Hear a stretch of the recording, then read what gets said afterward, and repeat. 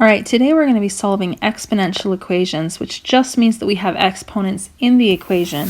But notice that these exponents have x's in them.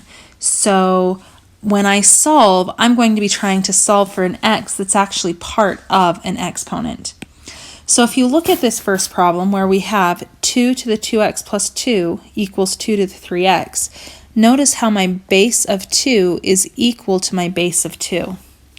Well, I want you to think about this fact about exponents. If I give you 2 to the 7th power equals 2 to the something power, well, if the bases are equal, that means that the exponents must also be equal, which means the exponents in this problem would both have to be 7. Well, we're looking at the same idea here where my bases are equal. Both bases are 2. That means that the exponents must also be equal. So to solve this problem, I just have to look at the exponent part of it. 2x plus 2 is going to equal 3x. Notice how I'm only looking at the exponents. Well, now I can solve this equation like I usually solve equations. I want to get the x alone.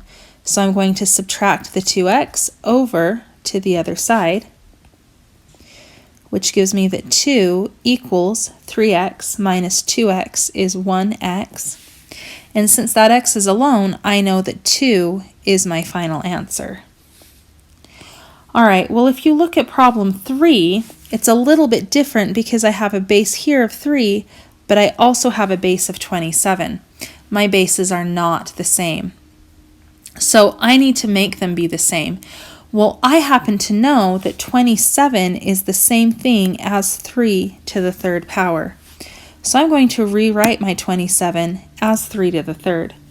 Now it still has a power of 2x, which it's going to keep, and that equals 3 to the x minus 7. Notice how now I have 3 to a power to a power, and I remember that when I have a power to a power, those powers multiply.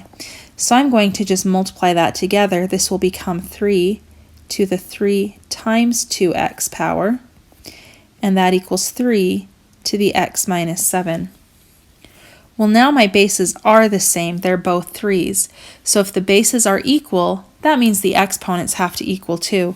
So I can go ahead and just work with the exponents. I have that x minus 7 is equal to 3 times 2x. Now if I simplify that, I know that 3 times 2x is 6x. So I'm going to write this as x minus 7 equals 3 times 2x is 6x. Now I can solve this equation just like I'm used to doing. So I'm going to subtract the x over to the other side, which gives me that negative 7 equals 6x minus x is 5x. All right, well, x is still not alone. I need to get rid of the 5. So to do that, I'm going to divide on both sides by 5, which gives me that negative 7/5 equals x. Now you can turn that into a decimal if you want, but I actually like fractions better, so I'm going to leave my answer in fraction form as negative 7/5. Now my next problem, problem 5, I have 3 to the 1 minus 2x equals 243. Notice that this time I have an exponent on one side of the equation, but not the other. So to solve this problem, I need to get to that exponent, which means I need to get rid of the 3 that's in front of the exponent. Now, remember how we use logarithms when we're trying to find an exponent? So here, where I'm trying to find an exponent, I'm going to use a logarithm. And since 3 is the number I'm getting rid of, I'm going to choose a log whose base is 3. So I'm going to write log base 3 in front of that side of the equation. But remember, if you do something on one side of the equation, you have to do it on the other side.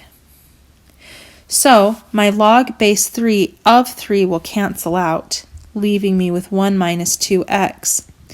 And on the other side of the equation, I now have the log base 3 of 243.